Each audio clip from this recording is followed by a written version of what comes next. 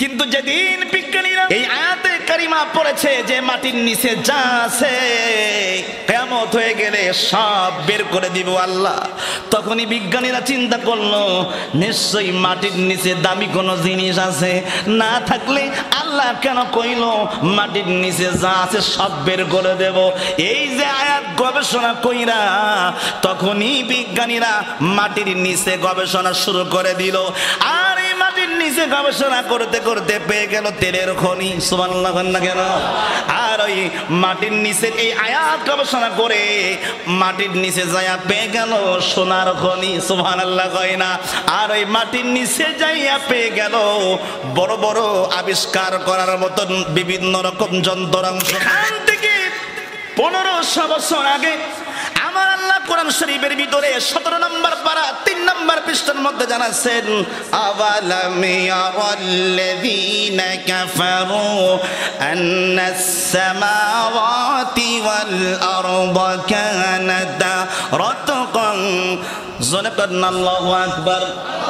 এই আয়াতে কারিমার মধ্যে আল্লাহ জানাচ্ছেন, দুনিয়ার উম্মত শুনে রাখো রে, আমি আল্লাহ গোটা পৃথিবীতে যত প্রাণী তৈরি করেছি এই তৈরি করার ভিতরে বেশিরভাগ আমি আল্লাহ ওদের ভিতরে পানি দিয়া তৈরি করেছি, অর্থাৎ আমি আল্লাহ পানি লোকায়িত রেখেছি, পানি দিয়েছি বেশি। জোরে বলেন সুবহানাল্লাহ। এখান থেকে মাইক্রোস্কোপ যখন আবিষ্কার হলো, মাইক্রোস্কোপ আবিষ্কার হওয়ার পরে অনুবীক্ষণ যন্ত্র দিয়ে, দূরবীক্ষণ যন্ত্র দিয়ে, মাইক্রোস্কোপ দিয়ে মানুষের এই পুরা হিউম্যান বডির ভিতরে বিজ্ঞানীরা খুঁজতে শুরু করলো। আমাদের দেহের ভিতরে কোটি কোটি লক্ষ লক্ষ কোষ রয়েছে। এই অনুকোষগুলো তারা খোঁজার চেষ্টা করলো যে কেমনে এত পানি আসে দেখি। তারা খুঁজতে খুঁজতে খুঁজতে খুঁজতে অবশেষে গোটা পৃথিবীর মানুষের কাছে প্রকাশ করে দিল, মানুষের দেহের ভিতরে 100 ভাগের 90 ভাগ হলো পানি। একটা মানুষকে তৈরি করার পিছনে 100 ভাগের 90 ভাগ পানি রয়েছে। জোরে কোন সুবহানাল্লাহ, আরো জোরে কয় না সুবহানাল্লাহ। এজন্য দেখবেন আমার ভাইরা, হাত কেটে গেলে রক্ত বের হয়, এর সাথে পানি দেখবেন সব তরল, কথা বলে না, সব দেখবেন তরল। যেখানে যান না কেন দেখবেন তরল বের হয়, আঠালো আঠালো বের হয়ে যায়। আল্লাহ পাক সব তৈরি করার পিছনে 90% পানি রেখেছেন। তাহলে বিজ্ঞান যেটা 1500 বছরের পরে বললো, আমার আল্লাহ সেটা বলেছেন কত বছর আগে? 1500 বছর আগে আল্লাহ জানাচ্ছেন, কিন্তু আমরা পাই নাই কেন? কারণ এটা বিজ্ঞান আবিষ্কার করে খুঁজে বের করেছে আমার ভাইরা। তার মানে বিজ্ঞানের সাথে আমার আল্লাহর কোরআনের মিল আছে না নাই? এবার আওয়াজ করে বলুন, কোরআন আগে না বিজ্ঞান আগে? জোরে বলতে হবে, কে আগে? কোরআন শরীফ আগে। আলহামদুলিল্লাহ উপস্থিত, আজ বরকতময় জুমার দিন মসজিদ আশরাফ বিন আব্দুল আজিজ, আল্লাহ পাক রব্বুল আলামিন আপনাকে আমাকে দুনিয়ার সকল ব্যস্ততাকে দূরীভূত করে আল্লাহ সুবহানাহু ওয়া তাআলাকে ডাকার জন্য, রব তাআলার সেজদায় মস্তকে অবনত হওয়ার জন্য যে মহা রব্বুল আলামিন আপনাকে আমাকে আমাদের সকলকে বরকতময় পবিত্র জুমার দিন, যেই জুমার দিনকে বলা হয়েছে আল ইয়াউম ইয়াউমুল জুমআ, জুমার দিনকে বলা হয়েছে হাদিসে শরীফের ভিতরে এটা হচ্ছে মুসলমানদের একটা ঈদের দিন। আল্লাহ পাক রব্বুল আলামিন এই বরকতময় দিনে শুধু ঈদের দিন ঘোষণা করেন নাই, এই বরকতময় দিনকে আল্লাহর প্রিয় হাবিব সাল্লাল্লাহু তাআলা আলাইহি ওয়াসাল্লাম গরিবের হজের দিন বলে আখ্যায়িত করেছেন। আল্লাহ পাক রব্বুল আলামিন আমাদেরকে সেই মহিমান্বিত বরকতময় জুমার দিনে মসজিদে এসে আল্লাহ পাক রব্বুল আলামিনকে আমরা আমাদের মতন নাচিস নালায়েক পাপাচার গুনাহগার বান্দাদের জবান থেকে মহান রব তাআলাকে ডাকার মতন সুযোগ আল্লাহ পাক আমাদেরকে করে দিয়েছেন। আমরা সেই মহান রব্বুল আলামিনকে ডাকতে পারছি, এজন্য খুশি হয়ে জবান ছেড়ে হৃদয়ের গভীর থেকে হৃদয় নিংড়ানো ভালোবাসা উজাড় করে দরদ ভরা কণ্ঠ দিয়ে সকলে একসাথে বলি আলহামদুলিল্লাহ, সুবহানাল্লাহ, লা ইলাহা ইল্লাল্লাহু, আল্লাহু আকবার, ওয়ালিল্লাহিল হামদ, রব্বানা লাকাল হামদ হামদান কাসীরান মুবারাকান তাইয়িবান ফীহি ইয়া রাব্বি কামা ইয়ানবাগি লিজালালি ওয়াজহিকা ওয়া আযীমি সুলতানিকা। আমরা প্রশংসা আদায় করেছি মহারব্বুল আলামিনের। মহারব তাআলার প্রশংসা যেখানেই, রাসূল পাকের দুরূদের প্রশংসা সেখানেই। আল্লাহ পাক রব্বুল আলামিনের নাম যেখানেই আছে, আমাদের রাসূল পাকের নাম সেখানেই বিদ্যমান রয়েছে। এজন্য আপনাকে, আমাকে, আমাদের সকলকে এই বিষয়টা মাথায় রাখতে হবে। সেটি হলো, আমরা যখন দুরূদ শরীফ পড়ি, দুরূদ শরীফ যখন আমরা পড়ি, একটা দুরূদ আমরা পড়ি, দুরূদ ইব্রাহিম, আল্লাহুম্মা সাল্লি আলা মুহাম্মদ ওয়া আলা আলি মুহাম্মদ কামা সাল্লাইতা আলা ইব্রাহিম ওয়া আলা আলি ইব্রাহিম। এই দুরূদের নাম কি? সবাই বলেন, দুরূদ ইব্রাহিম। তো দুরূদ ইব্রাহিম এই দুরূদের নাম, কিন্তু এই দুরূদ শরীফের মধ্যে আগে কার নাম? আল্লাহুম্মা সাল্লি আলা মুহাম্মাদ ওয়া আলা আলি মুহাম্মাদ। দুরূদের নাম দুরূদ ইব্রাহিম, কিন্তু এই দুরূদের ভিতরে আগে হচ্ছে আমাদের নবীর নাম। সুবহানাল্লাহ পড়েন। এজন্য আপনি যদি কালেমা শরীফ পড়েন, কালেমা শরীফের ভিতরে লা ইলাহা ইল্লাল্লাহ মুহাম্মাদুর রাসূলুল্লাহ, লা ইলাহা ইল্লাল্লাহর ভিতরে যেই কয়টি অক্ষর আছে, মুহাম্মাদুর রাসূলুল্লাহর মধ্যে সেই কয়টা অক্ষর আছে। সুবহানাল্লাহ পড়বেন না আপনারা? আরো জোরে বলেন সুবহানাল্লাহ। লা ইলাহা ইল্লাল্লাহ এই কয়টা অক্ষরের ভিতরে একটাও নুক্তা নাই। নুক্তাওয়ালা হরফ চিনেন তো? বা, তা, থা, জিম, খ, ঝা, শিন, বদ, জ, ফা, কফ, নুন, ইয়া। এইগুলো হচ্ছে নুক্তাওয়ালা হরফ। আর নুক্তা ছাড়া হরফ আছে না? আলিফ, আলিফে নুক্তা আছে? নাই। হা নুক্তা আছে? নাই। এরপরে দাল নুক্তা আছে? নাই। সিন নুক্তা আছে? নাই। ত নুক্তা আছে? নাই। সদ নুক্তা আছে? নাই। কাফ নুক্তা আছে? নাই। মিম নুক্তা আছে? নাই। এবার খেয়াল করুন, লা ইলাহা ইল্লাল্লাহ এই কয়টি অক্ষরের ভিতরে কোন নুক্তাওয়ালা হরফ আছে? এবার আসেন, মুহাম্মাদুর রাসূলুল্লাহ এই কয়টা অক্ষরের মধ্যে কোন নুক্তা আছে? কত সুন্দর মিল দেখছেন। তাহলে দুইটা মিল আমরা খুঁজে পেলাম, যে লা ইলাহা ইল্লাল্লাহতে যেই কয়টা অক্ষর, মুহাম্মাদুর রাসূলুল্লাহর মধ্যেও সেই কয়টা অক্ষর। আবার লা ইলাহা ইল্লাল্লাহ এই কয়টি অক্ষরের ভিতরে কোনো নুক্তাওয়ালা হরফ নাই। মুহাম্মাদুর রাসূলুল্লাহ এই কয়টা অক্ষরের মধ্যে কোনো নুক্তাওয়ালা হরফ নাই। এর অর্থ হলো, আল্লাহ পাক তার নবীকে এতটাই মহব্বত করেন, এতটাই ভালোবাসেন, যে আল্লাহ পাক রব্বুল আলামিন তার রাসূলের সম্মান আল্লাহ পাক রব্বুল আলামিন নিজেই বাড়িয়ে দিয়েছেন। জোরে বলুন সুবহানাল্লাহ। তো আল্লাহর প্রশংসা আমরা যখনই করব, তখনই কার প্রশংসা করব? রাসূলের প্রশংসা, মানে রাসূলের দুরূদ। রাসূলের প্রশংসা বলতে রাসূলের দুরূদ। আপনি যদি আযান দেন, আযানে আশহাদু আল্লা ইলাহা ইল্লাল্লাহ, এখন আপনি আশহাদু আল্লা ইলাহা ইল্লাল্লাহ পড়লেন, কিন্তু আশহাদু আন্না মুহাম্মাদুর রাসূলুল্লাহ বললেন না, আযান কি হবে? বলেন, আযান হবে? তাহলে আশহাদু আল্লা ইলাহা ইল্লাল্লাহ কার সাক্ষী দিলেন? জবান ছেড়ে বলেন, কার সাক্ষী দিলেন?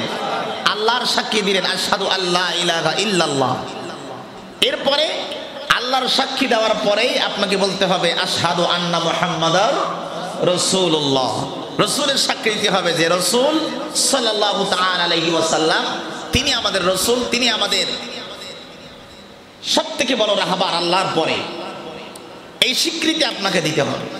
তাহলে আমরা দুরূদে ইব্রাহিম আগে আমার নবীজির নাম, আযানে আল্লাহর নামের পরে রাসূলের নাম, ইকামাতেও আগে আল্লাহর নাম তারপরে রাসূলের নাম, কালেমাতেও আগে আমার আল্লাহর নাম এরপরে আমার রাসূলের নাম।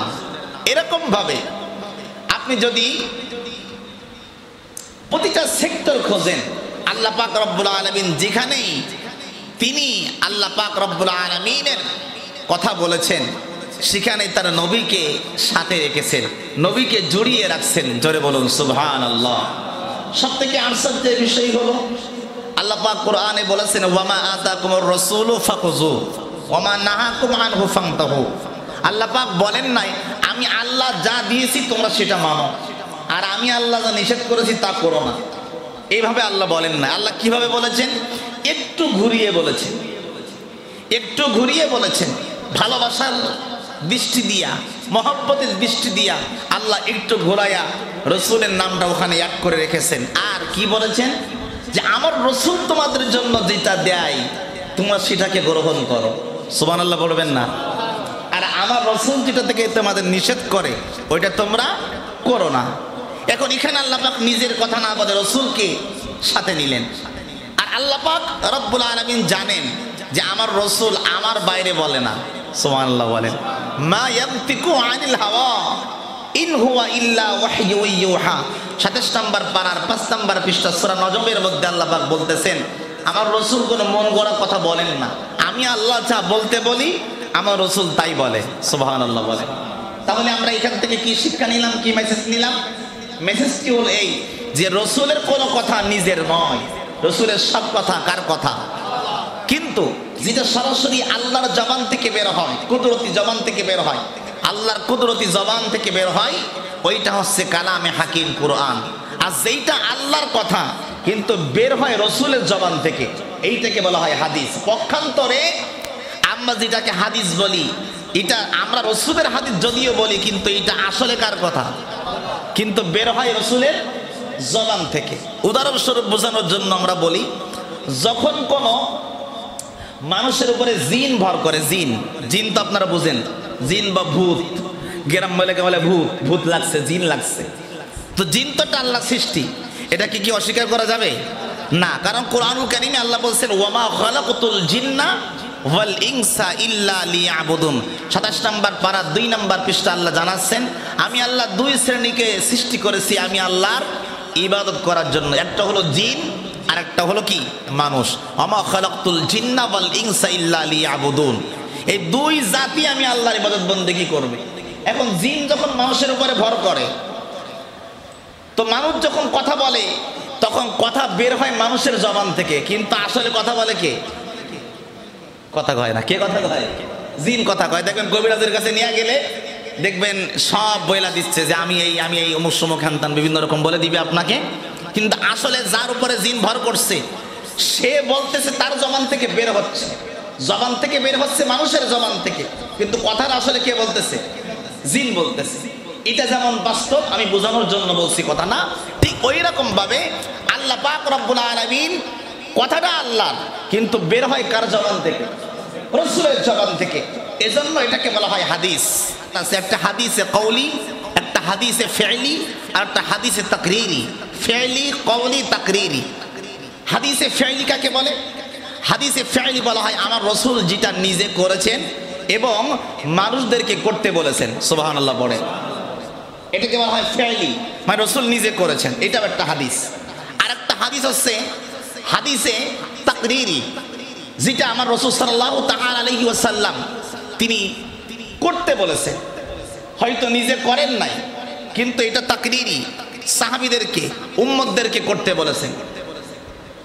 হাদিসে ফি'লি, হাদিসে তাকরীরি, আর একটা আছে হাদিসে কওলি। বর্ণনা করেছেন হাদিসে কওলি, যেটা রাসূল করিম সাল্লাল্লাহু তাআলা আলাইহি ওয়াসাল্লাম তার পবিত্র জবান মোবারক থেকে। তো এখন রাসূল করিম সাল্লাল্লাহু তাআলা আলাইহি ওয়াসাল্লাম আমাদেরকে যে হাদিস যে 3 প্রকার, একটা আমার রাসূল নিজে করেছেন, আরেকটা রাসূল সাল্লাল্লাহু আলাইহি ওয়াসাল্লাম জবান থেকে বলেছেন, আরেকটা আমার রাসূল সাল্লাল্লাহু আলাইহি ওয়াসাল্লাম বলেছেন কিন্তু তিনি করেন নাই, তিনি সাহাবীদেরকে আদেশ দিয়েছেন। সাহাবীদের কথা কাজকেও হাদিস বলা হয়। এখন আমরা এই সবের মূলে হচ্ছে আমার কোরআন। সবের মূলে কি? আপনি হাদিসকে যদি বের করতে যান, হাদিসের ব্যাখ্যা যদি আপনি করতে যান, আপনার কোরআন লাগবে। সুবহানাল্লাহ বলেন। আপনি যদি ইসলামকে বিস্তারিত আপনি বুঝতে চান, সেখানে আপনার কোরআন লাগবে। তবে কোরআনুল কারীমে বিস্তারিত ব্যাখ্যা নাই, কোরআনে খালি হুকুম দেওয়া আছে। যেমন নামাজ কয় ওয়াক্ত? সবাই জোরে বলে। নামাজ 5 ওয়াক্ত। নামাজ 5 ওয়াক্ত। এখন নামাজ আল্লাহ পাক নামাজের আদেশ দিয়েছেন 82 জায়গায় কোরআন শরীফে, কিন্তু নামাজ কিভাবে রুকু করবেন, কিভাবে সেজদা দিবেন, কিভাবে সালাম ফিরাবেন, কিভাবে তাশাহুদ পড়বেন, কিভাবে বৈঠকে বসবেন, এইটা কিন্তু কোরআনুল কারীমে আল্লাহ দেন নাই। আল্লাহ নামাজের কথা দিয়েছেন যে নামাজ তুমি পড়ো, নামাজ আদায় করো। এর বিস্তারিত ব্যাখ্যা হচ্ছে হাদিসে আসছে। সুবহানাল্লাহ পড়ে। এইভাবে আল্লাহ পাক রব্বুল আলামিন আপনাকে আমাকে শিখাচ্ছেন যে আপনি যদি কোনো কথা কোরআনুল কারীমে খুঁজে না পান তাহলে চলে যেতে হবে কোন জায়গায়? সবাই বলেন না কোন জায়গায়? হাদিসের মধ্যে চলে যেতে হবে। হাদিসে আপনি এর সমাধান পাবেন। এরপরে হাদিসেও যদি সমাধান না পান তাহলে ইসলামের হুকুম হলো চারটা: একটা কোরআন, একটা হাদিস, একটা ইজমা, একটা কিয়াস। যদি হাদিসের মাধ্যমে সমাধান না পান তাহলে ইজমায় আসতে হবে। ইজমা, ইজমা মানে কি? ইজমা শব্দের অর্থ হলো ঐক্যমত। ঐক্যমত কি? যে উম্মতের যারা আলেম আছে, উম্মতের যারা আলেম আছে, এই আলেমদের একটা ঐক্যমত আছে যে আলেমরা তাদের গবেষণা করে, রিসার্চ করে, কোরআন এবং হাদিস তারা গবেষণা করে, তারা একটা ঐক্যমত দেবে যে এটা করা যাবে, এটা করা যাবে না। ওই ঐক্যমতকে বলা হয় ইজমা। আর ইজমার কথাও হাদিস শরীফের মধ্যে আসছে যে উম্মতের মধ্যে যে বিষয়ে ঐক্য হয়ে যায় সেই বিষয়ের মধ্যে আল্লাহ পাক ফায়দা রেখেছেন, কল্যাণ রেখেছেন। জোরে বলুন সুবহানাল্লাহ। তাহলে আমরা এই ছোট্ট কথা থেকে একটা ছোট্ট মেসেজ নিলাম, সেটা কি? যে আমাদের ইসলাম সম্পর্কে শুধু নয়, গোটা পৃথিবী সম্পর্কে জানতে হলে আপনি যত জীবন, রাষ্ট্রনৈতিক জীবন, রাজনৈতিক জীবন, ব্যক্তি জীবন, পারিবারিক জীবন, কূটনৈতিক জীবন, অর্থনৈতিক জীবন, আপনি প্রতিটা সেক্টর আপনাকে জানতে হলে পৃথিবীর অন্য কোনো বইয়ের পাশে আপনার যাওয়ার প্রয়োজন নাই। পৃথিবীর অন্য কোনো রাষ্ট্রবিজ্ঞান পড়ার দরকার নাই। সায়েন্স, বিজ্ঞানের যে বইগুলো আছে এইগুলো আপনার পড়ার দরকার নাই। আপনি আগে পড়বেন কোরআন। আমরা এই কোরআন শরীফ পড়ি না, এইটা নিয়ে গবেষণা করি না, এইটা নিয়ে রিসার্চ করি না, যার কারণে আমরা মনে করি যে কোরআন শুধুমাত্র নামাজ পড়ার জন্য আসছে। আলহামদুলিল্লাহি রাব্বিল আলামিন, আর রহমানির রহিম, মালিক ইয়াউমিদ্দিন, ইয়্যাকা না'বুদু পড়বো, ওয়ালাদ দাল্লিন পড়বো, শেষ করবো, আর একটা সূরা মিলাবো, নামাজ পড়বো, শেষ। কোরআন শুধু নামাজের জন্য আসছে আর ওয়াজ করার জন্য আসছে। আপনাদের কাছে কি মনে হয় আমার আল্লাহ কি এই কোরআনকে শুধুমাত্র নামাজের জন্য আর ওয়াজের জন্য পাঠাইছেন? ওয়াজের জন্য পাঠাইছেন? ওয়াজের জন্য পাঠান নাই। আল্লাহ পাক এই কোরআনুল কারীমকে আমাদের জন্য পাঠিয়েছেন যে মানুষ অন্ধকারের ভিতরে ছিল, এই অন্ধকার থেকে আমি আল্লাহ বের করে আলোর ভিতরে নিয়ে আসবো। সুবহানাল্লাহ পড়েন। আচ্ছা বলেন তো, অন্ধকার ভালো না আলো ভালো? সবাই বলেন। আমরা কি কেউ অন্ধকার পছন্দ করি? করি না। আচ্ছা বলেন তো, আমাদের বেশি কল্যাণ দেয় আলো না অন্ধকার? আমরা দিনের বেলায় আমাদের টাকা আসে, দিনের বেলায় আমরা চাকরি করি, দিনের বেলায় আমরা অফিস করি, দিনের বেলায় আমাদের কর্মক্ষেত্রে যাই, তাহলে দিন আমাদেরকে কল্যাণ দিয়ে দেয়। আর রাত আল্লাহ পাক আমাদেরকে দিয়েছেন আরামের জন্য, রেস্টের জন্য, বিশ্রামের জন্য। আসুন আমরা আজকের যে বিষয়টি নিয়ে জানতে চাই সেটি হলো এই যে আমরা গোটা পৃথিবীর সব বিজ্ঞানীরা, গোটা পৃথিবীর সব চিকিৎসাবিদরা, গোটা পৃথিবীর সব সায়েন্টিস্টরা তারা যা গবেষণা করেছেন, রিসার্চ করেছেন, অ্যানালাইসিস করেছেন, সব করেছেন, অবশেষে তারা আমার আল্লাহর কোরআনুল কারীমের কাছে এসে ধর্ণা দিয়ে আল্লাহর কোরআনকে তারা মনে প্রাণে মেনে নিয়েছেন। জোরে বলুন সুবহানাল্লাহ। কারণ তারা গবেষণা করতে করতে এক পর্যায়ে যে তারা আটকে গেছে। আমার কথা কিন্তু খুব গুরুত্বপূর্ণ বিষয় আজকে। এক পর্যায়ে তারা কি আটকে গেছে, ওখান থেকে আর বেরিয়ে আসতে পারে না। একটা বিষয় নিয়ে গবেষণা করতেছেন, এখান থেকে আর বেরিয়ে আসতে পারতেছে না। তখন এখানে যাই, ওখানে যাই, ওখানে যাই, ওখানে সমাধান পাই না। অবশেষে তারা চিন্তা করলো আমরা তো সব নিয়ে গবেষণা করছি, সমাধান যেহেতু পাই নাই, দেখি মুসলমানদের কোরআনের মধ্যে যে একটু আমরা ঢুকে দেখি সেখানে কি সমাধান আছে। তারা যখনই কোরআনের পাশে এসেছে, কোরআন তার সমাধান দিয়ে দিয়েছে। জোরে বলুন। এখন বুঝবেন যে হুজুর তাহলে আপনারা আবিষ্কার করলেন না কেন? বিজ্ঞানী আবিষ্কার করলো এত কিছু, আপনারা হুজুররা তাহলে ওয়াজ করেন, আপনারা কেন আবিষ্কার করতে পারলেন না? কারণ এটা আমাদের বিষয় নয়, ডাক্তারের বিষয় ডাক্তারি করা। কথা কয় না। ডাক্তারের বিষয় কি? ডাক্তার কি ওয়াজ করবে এখানে এসা? কারণ উনি পড়াশোনা করছে ওই বিষয় নিয়ে। সার্জারি কি আমি করতে পারবো? অপারেশন কি আমি করতে পারবো? এটা আমার বিষয় নয়। আমি যে বিষয় পড়াশোনা করেছি আমি সেইটা নিয়ে গবেষণা করব। আপনি আমাকে কোরআন নিয়ে প্রশ্ন করুন, আপনি আমাকে হাদিস নিয়ে প্রশ্ন করুন, আমি মুফতি, আপনি আমাকে ফতোয়া বিষয়ে জিজ্ঞাসা করুন, ইনশাআল্লাহ আমি জবাব দিতে পারবো। কিন্তু একজন এমবিবিএস ডাক্তারের কাছে যাইয়া যদি আপনি বলেন যে হুজুর এই মাসআলাটা কি হবে, আপনি তার কাছে যদি 50টা মাসআলা জিজ্ঞাসা করেন, দুই একটা ইসলাম জানার কারণে, মুসলমান হওয়ার কারণে 2-5টা প্রশ্ন পারতে পারে, বাকিগুলো কি পারবে? কথা কয় না, পারবে? এখন ডাক্তারকে যদি আপনি বলেন যে আপনি ডাক্তার মানুষ, আপনার কাছে এই মাসআলা জিজ্ঞাসা করলাম, আপনি পারলেন না কেন? ডাক্তার বলবে কি, এটা আমার বিষয় নয়, এটা আমার সেক্টর না, আমি এই বিষয় নিয়ে পড়াশোনা করি নাই। তো বিজ্ঞানী আবিষ্কার করেছে, কারণ বিজ্ঞানী ওইটা নিয়েই পড়ে থাকে, বিজ্ঞানী ওইটা নিয়ে রিসার্চ করে, ওইটা নিয়েই গবেষণা করে। এখন আসুন, আমরা পৃথিবীতে কোরআন শরীফ আমরা কেন মানবো? কোরআন শরীফের কাছে আমরা কেন ধারণা দিব? আর কোরআন নিয়ে কেন আমরা গবেষণা করব? শুরুতে আসেন আল্লাহ পাক কোরআনুল কারীমের মধ্যে জানাচ্ছেন, 28 নম্বর পারার 7 নম্বর পৃষ্ঠা সূরাতুল হাসরের মধ্যে আল্লাহ জানাচ্ছেন, লাআল্লাহুম ইয়াতাফাক্কারুন লাউ আনজালনা হাযাল কুরআন আলা জাবাল লারাআইতাহু খাশিআ। আল্লাহ পাক রব্বুল আলামিন আপনাকে আমাকে জানিয়ে দিচ্ছেন, তোমরা কোরআন নিয়ে চিন্তা করো, কোরআন নিয়ে গবেষণা করো, কোরআনের পিছনে সময় দাও। এই কথা আমার না আল্লাহ? সবাই বলতে হবে কার? তো আল্লাহ যখন কথাটা বলেছেন, এই কথাটা আমাদের মাথার ভিতরে নাই। আমরা খালি মনে করি কোরআন শরীফ নিয়ে চিন্তা করা মানে কি, কোরআন শরীফ পড়তে হবে, একটা হরফ পড়লে 10টা নেকি হবে, এটাই তো আমরা বাঙালি এটাই বুঝি। একটা হরফ পড়লে 10টা নেকি, নামাজের মধ্যে পড়লে ফায়দা হবে, সওয়াব হবে, এই সওয়াবটাই আমরা বুঝি। কিন্তু আল্লাহ কি কোরআনুল কারীম তেলাওয়াত শুধু করতে বলেন না, আল্লাহ বলেন লাআল্লাহুম ইয়াতাফাক্কারুন, তোমরা আমার কোরআন নিয়ে চিন্তা করো, গবেষণা করো, ফিকির করো, রিসার্চ করো, অ্যানালাইসিস করো। এই আয়াতটা যখন আল্লাহ পাক দিয়েছেন, বিজ্ঞানীরা খুঁজতে খুঁজতে এই আয়াতের পাশে যখন গিয়েছেন, তখনই তাদের মেধা খুলে গেছে। সুবহানাল্লাহ বলেন। তখনই তাদের মগজ খুলে গেছে যে হ্যাঁ, আল্লাহ যেহেতু বলেছেন যে তোমরা কোরআন নিয়ে চিন্তা করো, গবেষণা করো, তার মানে এর ভিতরে কিছু না কিছু আছে। সুবহানাল্লাহ কয় না? আর জয় বলবেন না সুবহানাল্লাহ? মানে বন্ধুরা আমার প্রাণপ্রিয় মুসল্লিরা, আপনি কোরআনের কথা শুনলে আপনি অবাক হয়ে যাবেন, আপনি চিন্তা করে পারবেন না, আপনার গায়ের ঘাম বের হয়ে যাবে। আপনি চিন্তা করবেন, আজকের বয়ান শুনলে মনে করবেন এতদিন ধরে আমরা ভুলের পথে ছিলাম, এখন থেকে সঠিক পথে আসবো, আপনার মন চাইবে আসার জন্য। কারণ আল্লাহ পাক রব্বুল আলামিন কোরআনে হাকিমের ভিতরে এই মাটির নিচে কি আছে আমরা শুধুমাত্র জানি, মাটির নিচে আছে পোকামাকড়।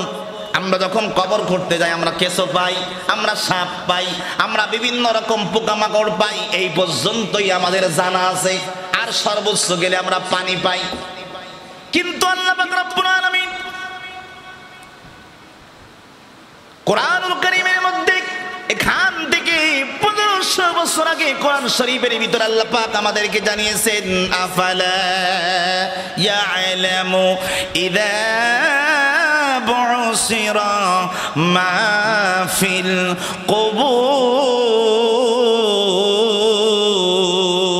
কুবুর। জবান ছেড়ে বলতে হবে আল্লাহু আকবার। সূরা আদিয়াতের মধ্যে আল্লাহ বলেন, যেদিন কিয়ামত হয়ে যাবে, কিয়ামতের ময়দান যেদিন কায়েম হয়ে যাবে রে, ওই মাটির নিচে যা আছে আমি আল্লাহ সুবহানাহু ওয়া তাআলা সবগুলো মাটি থেকে উপরে বের করে দেব। জোরে কন্যা সুবহানাল্লাহ। এই আয়াত বিজ্ঞানীরা যখন পড়ে নাই, তারা তার আগ পর্যন্ত জানতো মাটির নিচে কিছুই নাই, পোকামাকড় আছে। কিন্তু যেদিন বিজ্ঞানীরা এই আয়াতে কারিমা পড়েছে যে মাটির নিচে যা আছে, কিয়ামত হয়ে গেলে সব বের হয়ে যাবে, বের করে দিব আল্লাহ। তখনই বিজ্ঞানীরা চিন্তা করলো, নিশ্চয়ই মাটির নিচে দামি কোনো জিনিস আছে, না থাকলে আল্লাহ কেন কইলো মাটির নিচে যা আছে সব বের করে দেব। এই যে আয়াত গবেষণা কইরা তখনই বিজ্ঞানীরা মাটির নিচে গবেষণা শুরু করে দিল। আর এই মাটির নিচে গবেষণা করতে করতে পেয়ে গেল তেলের খনি, সুবহানাল্লাহ না কেন? আর ওই মাটির নিচে এই আয়াত গবেষণা করে মাটির নিচে যাইয়া পেয়ে গেল সোনার খনি, সুবহানাল্লাহ কয় না? আর ওই মাটির নিচে যাইয়া পেয়ে গেল বড় বড় আবিষ্কার করার মতন বিভিন্ন রকম যন্ত্রাংশ। আমার ভাইয়া, ও মুসলমান ভাইরা আমার শুনেন, আল্লাহ সুবহানাহু ওয়া তাআলা বলেন, ও দুনিয়ার মানুষ তোমরা শোনো, এই গোটা পৃথিবীতে যত রহস্য লুকায়িত আছে, বিজ্ঞানী বলেছে এই রহস্যের ভিতরে 100% ভিতরে মাত্র 5% এই জমিন আর আসমান আর গোটা পৃথিবীর রহস্য আমরা বিজ্ঞানীরা মানুষের সামনে প্রকাশ করতে পেরেছি। 100-র ভিতরে কয় ভাগ? জোরে বলতে হবে, কয় ভাগ? 100-র ভিতরে 5 ভাগ বলা হয়েছে, মানে 5% বলা হয়েছে, 5% বলা হয়েছে। আর বাকি 95 ভাগ, বাকি 95 অংশ এখনো পর্যন্ত বিজ্ঞানীদের কাছে গোপন রয়ে গেছে। এইটা কারা বলছে? কথা বলে না, কথা বলে না। কারা বলছে? বিজ্ঞানীরা বলছে। বিজ্ঞানীরা 1500 বছর পরে এসে এই কথাটা বলে দিল যে আমরা পৃথিবীতে যা আছে সব কিছু আমরা এখনো পর্যন্ত আবিষ্কার করতে পারি নাই। অথচ এই কথাটাই আমার আল্লাহ কোরআনে হাকিমের ভিতরে 1500 বছর আগে বলে দিয়েছেন। সূরা ফুরকানের ভিতরে 18 নম্বর পারা 19 নম্বর পৃষ্ঠা সূরাতুল ফুরকানের মধ্যে আল্লাহ বলে, কুল আনজালাহুল্লাযী ইয়ালামুস সিররা ফিস সামাওয়াতি ওয়াল আরদ ইন্নাহু কানা গফুরার রহিম।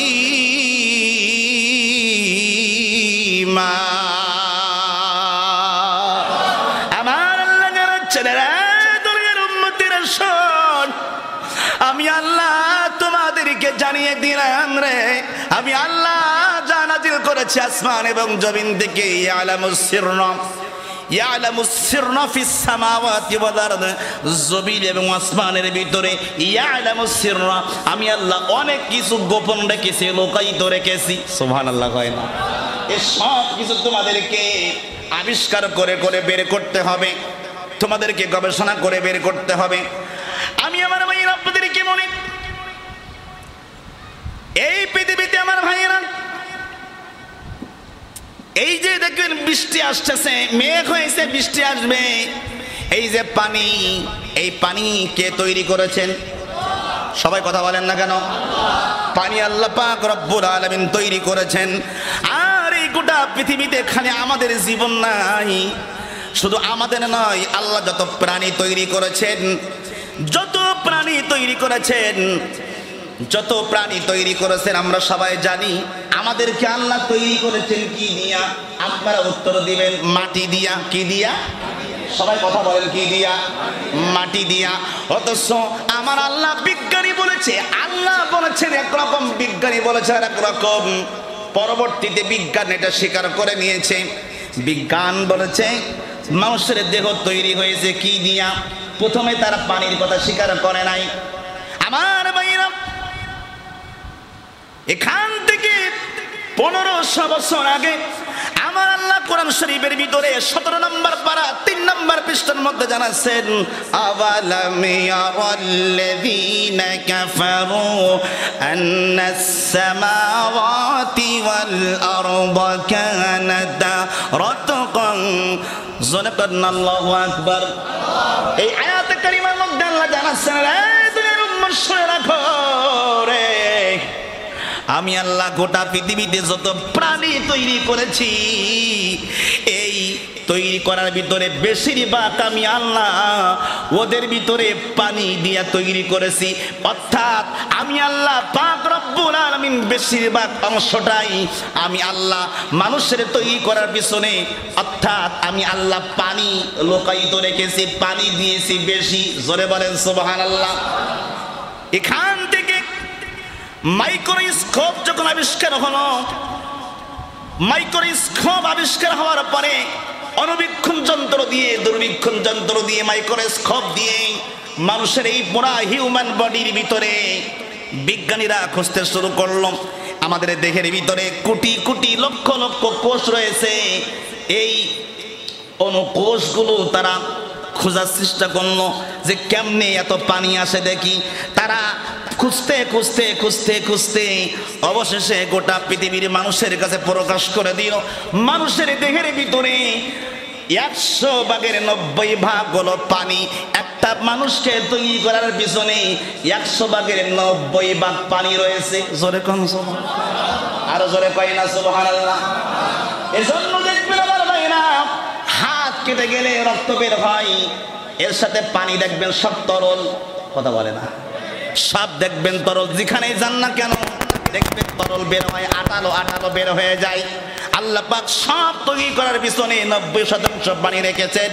তাহলে বিজ্ঞান যেটা 1500 বছরের পরে বললো, আমার আল্লাহ সেটা বলেছেন কত বছর আগে? 1500 বছর আগে আল্লাহ জানাচ্ছেন, কিন্তু আমরা পাই নাই কেন? কারণ এটা বিজ্ঞান আবিষ্কার করে খুঁজে বের করেছে আমার ভাইরা। তার মানে বিজ্ঞানের সাথে আমার আল্লাহর কোরআনের মিল আছে না নাই?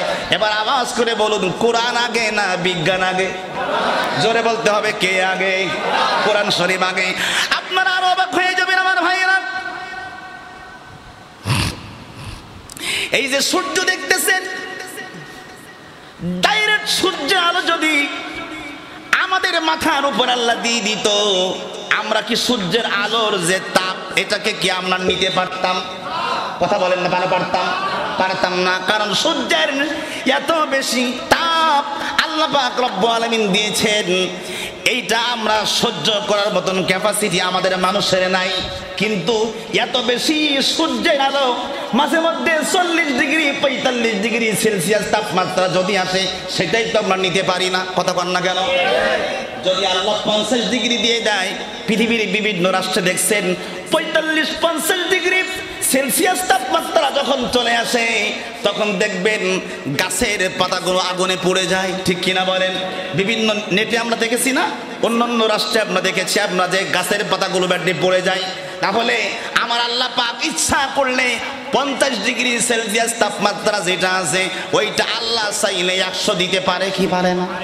কিন্তু আল্লাহ দেয় না, কারণ এর সহ্য ক্ষমতা আমাদের মুসলমান শুধু নয়, গোটা পৃথিবীর কারোর নাই। সূর্যের আসল তাপ যদি আল্লাহ দেয়, কিন্তু আসলে কি আল্লাহ তাপ দেয় না? কথা বলতে হবে, দেয় না? দেয়। তাহলে আমাদের লাগে না কেন? বলেন বলেন বলেন বলেন, আমাদের লাগে না কেন? কেন লাগে না? শুনে নেবেন ভাই নতুন তথ্য।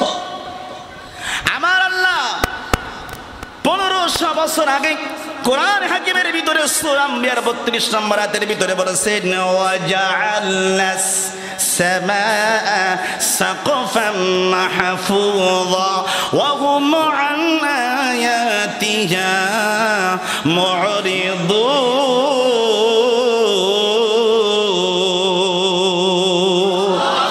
আল্লাহ পাক জানাচ্ছেন, আসমানের একটা স্থান নয়, আমরা জানি আসমানের, আমরা বলি না 7 তবক আসমান 7 তবক জমিন। এই তবক মানে কি? স্তর। তবক মানে কি? সবাই কথা বলেন। তবক বলতে আমরা স্তর বুঝি, একটা স্তর, একটা প্রলেপ, একটা প্রলেপ। যেমন আমাদের পেট যখন, নারীদের যখন আল্লাহ পাক সন্তান দেয়, এই পেটের ভিতরে 7টা থেকে 9টা পর্দা আছে, যেই পর্দা ভেদ করে তারপরে বাচ্চা বের করতে হয় সিজার করার সময়। এখন বলেন, পর্দা কি একটা না 9টা? জোরে বলেন। তাহলে একটা পর্দা না, এতগুলো পর্দা ভেদ করে তারপরে আপনাকে পর্যায়ক্রমে আসতে হবে। আসমানের এরকম স্তর রয়েছে। এই কথাটাই আল্লাহ পাক কোরআন হাকিমের মধ্যে বলছেন, আয় দুনিয়ার উম্মত শুনেরা, আরে দুনিয়ার বান্দারে, আমি আল্লাহ চাইলে আসমানের সূর্যের তাপ সেই পরিমাণ তাপ সূর্য দিতে পারে, এই সব তাপ তোমরা কোনোদিন নিতে পারতে না। আমি আল্লাহ এই আসমানের সূর্যের তাপগুলো, এর গতি, এর তাপ যেন তোমাদের গায়ে পরিপূর্ণ না লাগে, আমি আল্লাহ এই আসমানের যে স্তর রয়েছে 7টা স্তর, এই প্রত্যেকটা স্তর তোমাদের ওই সূর্যের ক্ষতি থেকে, ওই আকাশের স্তরগুলো তোমাদেরকে বাঁচিয়ে দেয়। জোরে বলুন না সুবহানাল্লাহ। আকাশের স্তরগুলো সূর্যের তাপ রক্ষা করে। তাহলে সূর্যের তাপকে রক্ষা করছে, যে অতিরিক্ত যে তাপমাত্রা, এটাকে রক্ষা করছে কে? আকাশের এই স্তরগুলো, এই স্তরগুলো বাধা দিচ্ছে। সাপোজ একটা জিনিস বলছেন, এই ফ্যানের বাতাস এখানে আছে, ফ্যানের বাতাস, ফ্যান তো ফুল চলতেছে, আমার কথা বুঝতেছেন আপনারা? ফ্যানের কি গতি কমাইছি? কমাইলাম না। এখন এই ফ্যানের বাতাসটা যখন ডাইরেক্ট এসে এখানে লাগবে, তখন পোড়া বাতাসটা আমি পাচ্ছি, তখন আমি সহ্য করতে পারবো না, মনে করেন। এখন যখন এই বাতাসটা কিন্তু ওখান থেকে ঠিকই পরিপূর্ণ আসতেছে, এখন আকাশে একটা স্তর গেল, তাহলে বাতাস কিছুটা বাধাগ্রস্ত হবে কিনা?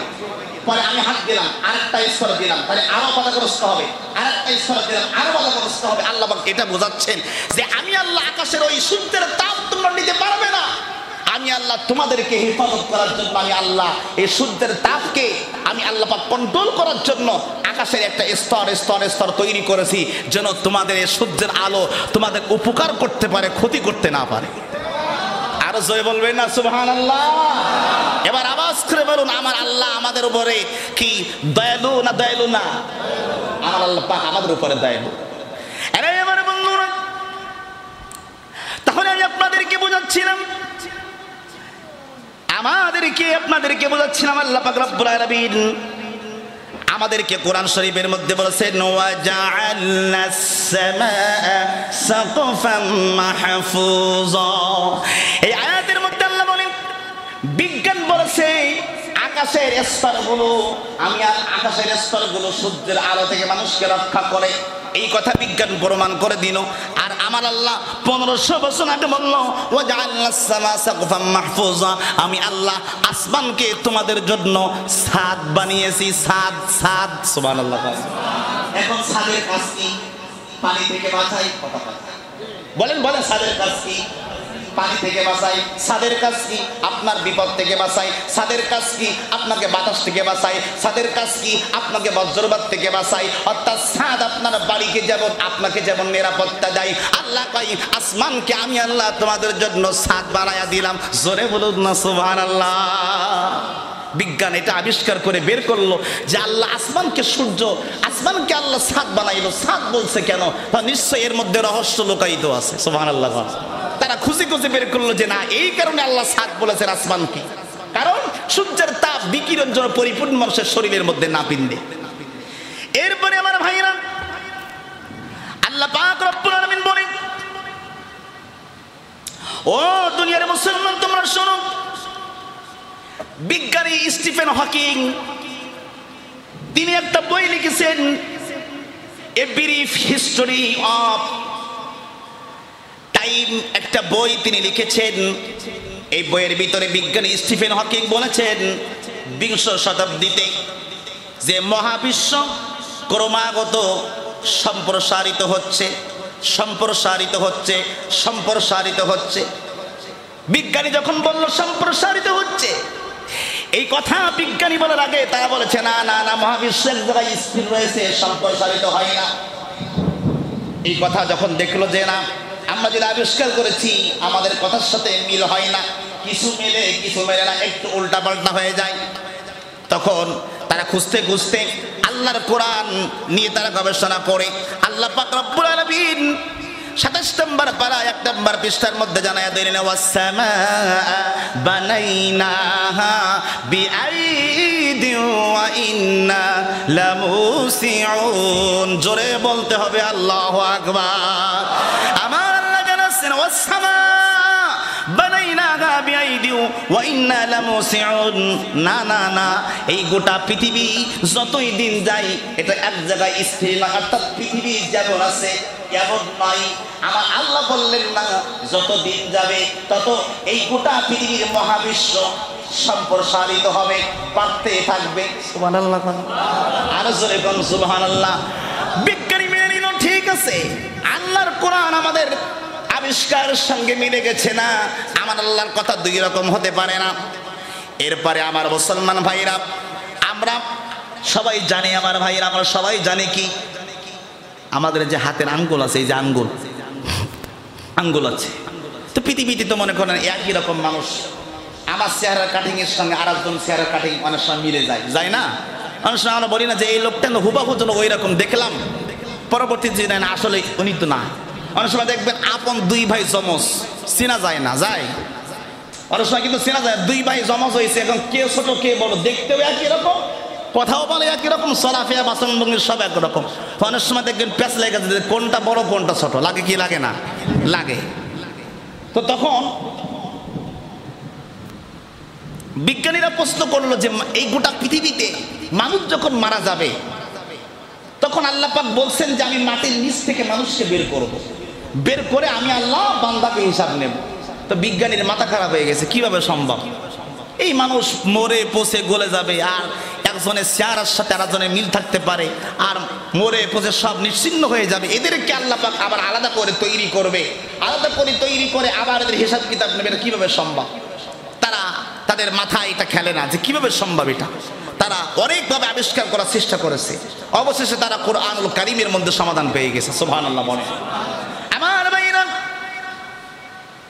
আমরা জানি মানুষ যখন মারা যাবে এখান থেকে 1500 বছর আগে আল্লাহ সূরা কিয়ামার মধ্যে বলেছেন বালা কাদিরিনা আলা আন নুসাউইয়া আমামা আয়াহসাবুল ইনসানু আল্লান নাজমা'a ইযামা। সূরা কোন আল্লাহু আকবার। আল্লাহ পাক বলে মানুষ যখন মারা যাবে আমি আল্লাহ পাক রব্বুল আলামিন ওই মানুষের হাতের যে অগ্রভাগ, অগ্র মানে কি সামনে, অগ্র মানে কি, অগ্রভাগ মানে কি সামনের ভাগ, তা হাতের সামনে কোনটা? এইটা, এই যে হাতের সামনে ভাগ আমরা ফিঙ্গার প্রিন্ট যেটাকে বলি।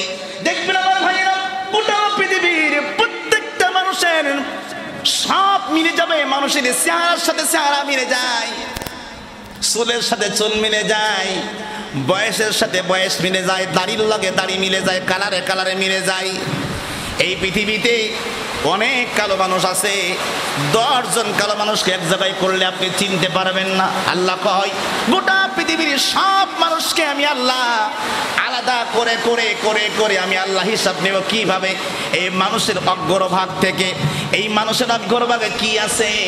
তখন বিজ্ঞানী আবিষ্কার করে করে তারা বলল এই মানুষের অগ্রভাগ অর্থাৎ হাতের এই আঙ্গুলের মাথা এমন একটা জায়গা, এই হাতের আঙ্গুলের অগ্রভাগ, এই মাথাটা, এইটা কোন ব্যক্তির সাথে কোন ব্যক্তির জীবনে কোনোদিন মিলবে না, প্রত্যেকের ফিঙ্গার প্রিন্ট আলাদা। সুবহানাল্লাহ। এজন্য দেখবেন চাকরি করতে গেলে এখন ভেরিফাই করে এইভাবে ফিঙ্গার প্রিন্ট দিয়া করে, কথা কয় না, ফিঙ্গার প্রিন্ট করে। এইটা বিজ্ঞানীরা আবিষ্কার করে আমার আল্লাহর কোরআন থেকে বের করছে। আল্লাহ পাক বলে আমি আল্লাহ মানুষকে কবর থেকে বের করব, আর যখন হিসাব নেব তখন এই ফিঙ্গার প্রিন্ট আল্লাহ কয় আঙ্গুলের অগ্রভাগ আমি আল্লাহ পাক রব্বুল আলামিন বিচার করব। বিজ্ঞানীরা আবিষ্কার করে এটা বের করে ফেলেছে। জোরে বলুন সুবহানাল্লাহ। এবার আওয়াজ করে বলুন কোরআন আগে না বিজ্ঞান আগে? আর জোরে বলতে হবে কোরআন আগে না বিজ্ঞান আগে? আমার কাছে অনেকগুলো নোট করা, এই যে বয়ানগুলো করতেছি এটা যেতে যাই সুবহানাল্লাহ কয় না, বিজ্ঞানীরা রকেট সইরা চাঁদের দেশে যায়, আমার নবী রকেট ছাড়া, কথা কয় না, রকেট ছাড়া মেরাজেতে যাই। ওই যুগে কি বিজ্ঞানীরা তারা আবিষ্কার করছে রকেট চাঁদের দেশে যাওয়ার জন্য। যখন রকেট আবিষ্কার হয় নাই, বিমান আবিষ্কার হয় নাই, তখনই আমার নবীকে আমার আল্লাহ আরশে আজিমে নিয়ে গেছেন। তখন কোন রকেট ছিল? সুবহানাল্লাহ কয় না?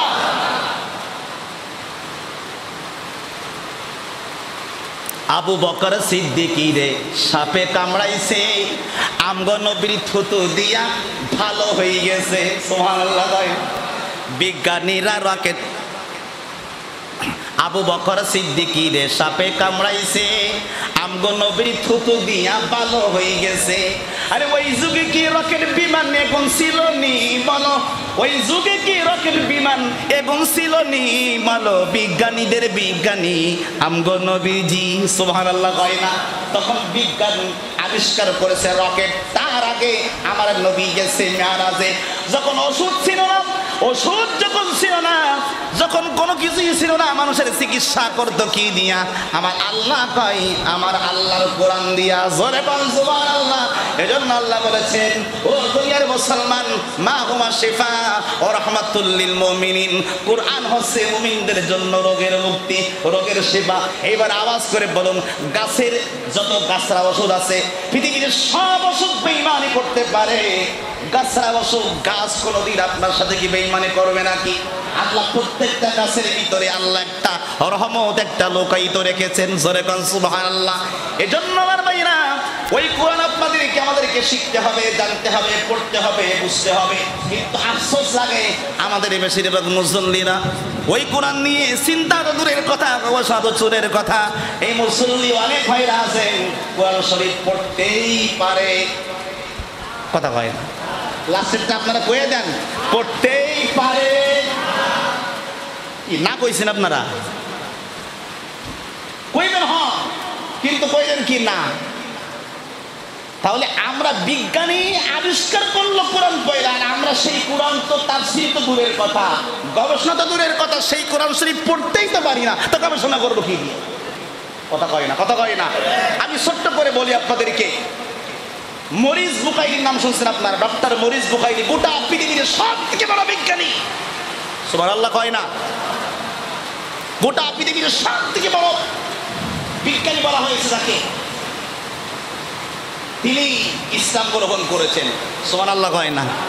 এই কোরআন শরীফ পড়া, এই কোরআন শরীফ পড়া তিনি যখন ফিরাউনের লাশ দেখতে গেছিল, ফালইয়াউমা নুনাজ্জিকা বিবাদানিকা লিতাকুনা লিমান খালফাকা আয়া, ফিরাউনের লাশ দেখা সূরা ইউনূস 11 নম্বর পারা 18 নম্বর পৃষ্ঠার আয়াত পড়ার পরে সে ফিরাউনের লাশ দেখতে যায়, কিভাবে সম্ভব?